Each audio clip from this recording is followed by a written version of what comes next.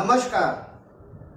सबसे पहले आप लोगों को बहुत सारी बधाइयाँ कि हम लोग 100 अध्याय का पड़ाव पार कर चुके हैं। 100 अध्याय तक पहुंचने के लिए आप लोगों से जो सहयोग प्राप्त हुआ है, इसके लिए आप सभी दर्शकों का बहुत बहुत धन्यवाद। आज हम लोग अध्याय संख्या 101 में चर्चा करेंगे प्रथम भाव।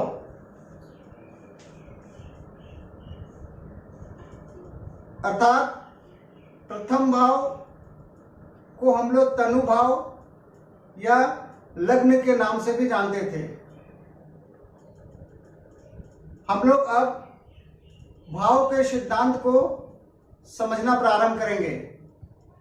भाव के सिद्धांत को समझने के लिए हमने कुछ श्लोकों को लिया है और श्लोकों के माध्यम से आप लोगों को भाव के सिद्धांत को समझाने का प्रयास करते हैं। यह श्लोक हमने बृहद पराशर पुरा शास्त्र से लिया है। आइए श्लोकों को प्रारंभ करते हैं। सा पापो देहपो अष्टारी व्यागो देह शोक्यहर। अर्थात देहपो अर्थात देह के स्वामी। प्रथम पाव से हम लोग तनु का विचार करते हैं, अर्थात देह का विचार करते हैं। तो देह के स्वामी अर्थात लग्नेश। लग्नेश यदि पापी ग्रह के साथ हो या छठे आठवें 12वें भाव में स्थित हो, तो ऐसी स्थिति में जातक को देह का सुख प्राप्त नहीं होता है। अर्थात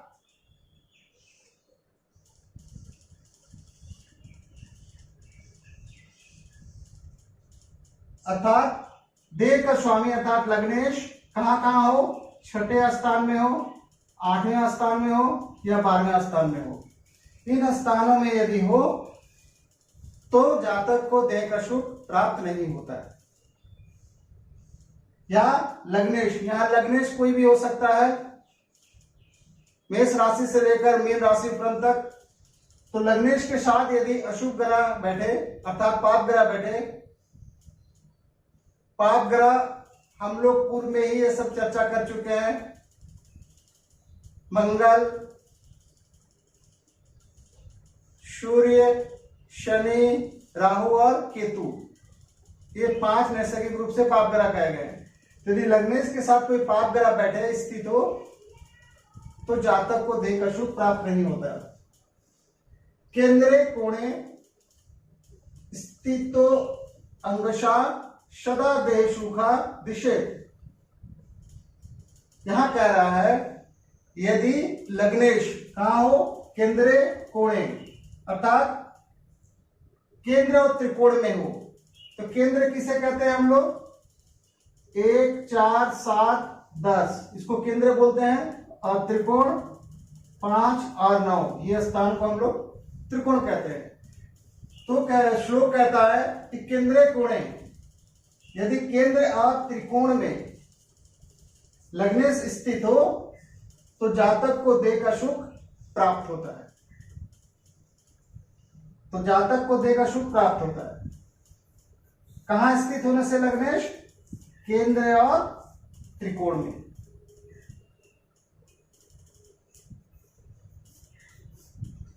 दूसरा नंबर श्लोक, लग्नों को अस्तंगतो नीचे शत्रु में रोग कृत भवे। अर्थात लग्नों को अर्थात लग्नेश यदि कहा, लग्नेश यदि अस्त हो, क्या हो, अस्तंगत हो अर्थात अस्त हो। लग्नेश यदि अस्त हो, नीच राशि में हो या शत्रु राशि में हो तो जातक को रोग होता ही है। जातक को रोग होता ही हो।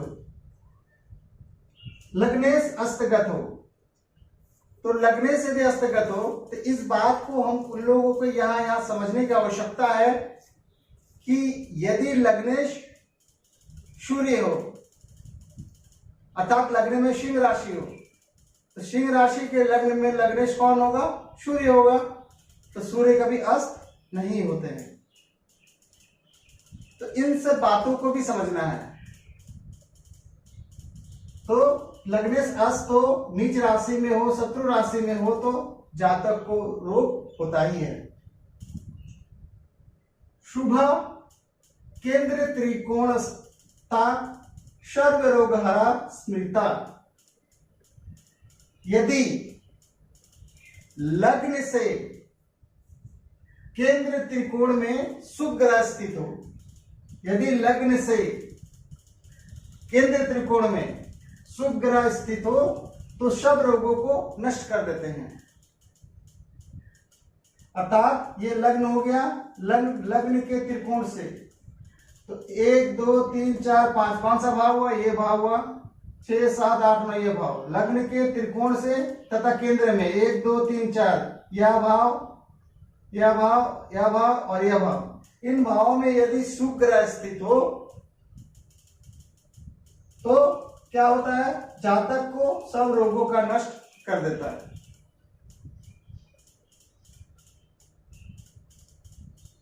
हम लोगों ने 2 श्लोक को समझ लिया। आइए तीसरे श्लोक को समझते हैं। लग्ने चंद्रे अथवा कुरूर ग्रहे दृष्टि अथवा युते,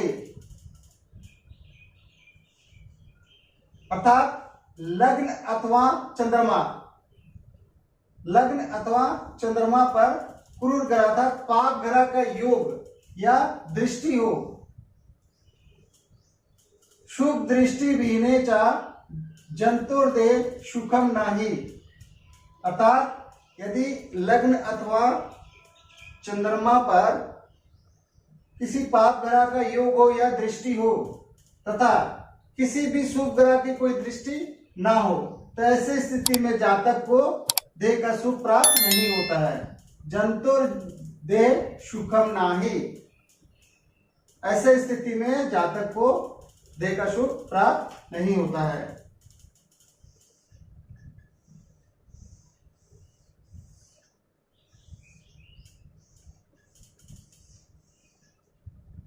लग्न अथवा चंद्रमा पर मान लेते हैं कि ये लग्न है, यहां मान लेते हैं कि मंगल स्थित है, लग्न में कोई पाप ग्रह स्थित है, या मान लेते हैं यहां शनि स्थित है, तो लग्न में पाप ग्रह स्थित हो गया या शनि यहां बैठकर लग्न को देखता है। तो अगर ऐसी स्थिति बनती है और कोई भी शुभ ग्रह लग्न को नहीं देख रहा है, कोई भी शुभ ग्रह लग्न को दृष्टि नहीं दे रहा है, तो ऐसे स्थिति में जातक को देह का सुख प्राप्त नहीं होता है। दूसरा चंद्रमा, मान लेते हैं कि चंद्रमा यहां बैठा हुआ है,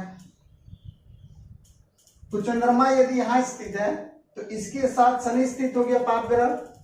यदि ऐसी स्थिति भी हो तो जातक का देह की सुख की प्राप्ति नहीं होती है। या चंद्रमा यहां स्थित है और ये मंगल अशुभ ग्रह चंद्रमा को दृष्टि दे रहा है, तो ऐसी स्थिति भी अगर हो तो हम लोग यह कह सकते हैं कि जातक को देह का सुख प्राप्त नहीं होता है। यह लग्न अथवा चंद्रमा पर कहा है, तो यह लग्न अथवा चंद्रमा पे कहने का तात्पर्य यह है कि लग्न से तो हम लोग देह का विचार करते हैं, परंतु चंद्रमा से हम लोग मन का विचार करते हैं। तो यह शरीर और मन दोनों के विषय में बताया गया है।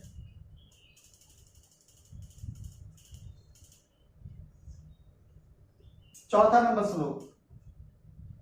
नंबर श्लोक में पराशर जी ने रूप के विषय में बताया है कि जातक का रूप कैसा होगा। आइए से समझते हैं। लग्ने सौम्य सुरूपा, लग्ने सौम्य सुरूपा शयात क्रूरे रूप विवर्जिता अर्थात यदि लग्न में शुभ ग्रह हो तो जातक शुरू होता है, तब उसका देखने में सुंदर होता है। सयात पुरे रूप विविधता, अर्थात यदि पाप ग्रह बैठा हो तो वह देखने में कुरूप होता है। सौम्य खटे युते दृष्टि लग्ने दे सुख निविता, यदि लग्न में शुभ ग्रह की योग या दृष्टि हो तो जातक को देह का सुख प्राप्त होता है। सौम्य खटे, खटे मतलब होता है, समझ आते हैं, सौम्य खेटे, खेटे का अर्थ होता है ग्रह। यदि शुभ ग्रह यूथ हो, कहां पे यूथ हो? लग्न में।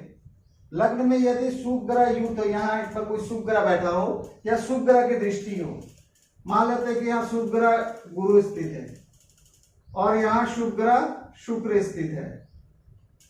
शुभ ग्रह के विषय में हम लोग जानते हैं, नैसर्गिक शुभ ग्रह निर्विवाद रूप से गुरु और शुक्र होते हैं। बुध कंडीशनल शुभ और अशुभ होता है, यदि वह अकेला बैठा हो तो वह शुभ होता है, और चंद्रमा भी कंडीशनल शुभ होता और अशुभ होता है। तो श्लोक के अनुसार यहां बोल रहा है कि यदि कोई सौम्य ग्रह क्या कर रहा है, शुभ ग्रह की स्थिति हो या दृष्टि हो, तो यहाँ कोई ग्रह मान लेते गुरु बैठा है शुभ ग्रह, या शुक्र यहाँ बैठकर लग्न को दृष्टि दे रहा है, तो ऐसे स्थिति में जातक को देह का सुख प्राप्त होता है।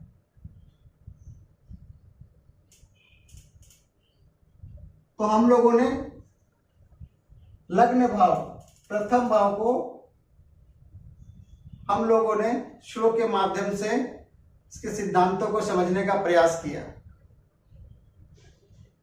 उम्मीद करता हूं कि आप लोगों को यह छोटा सा ज्योतिष का ज्ञान पसंद आया होगा।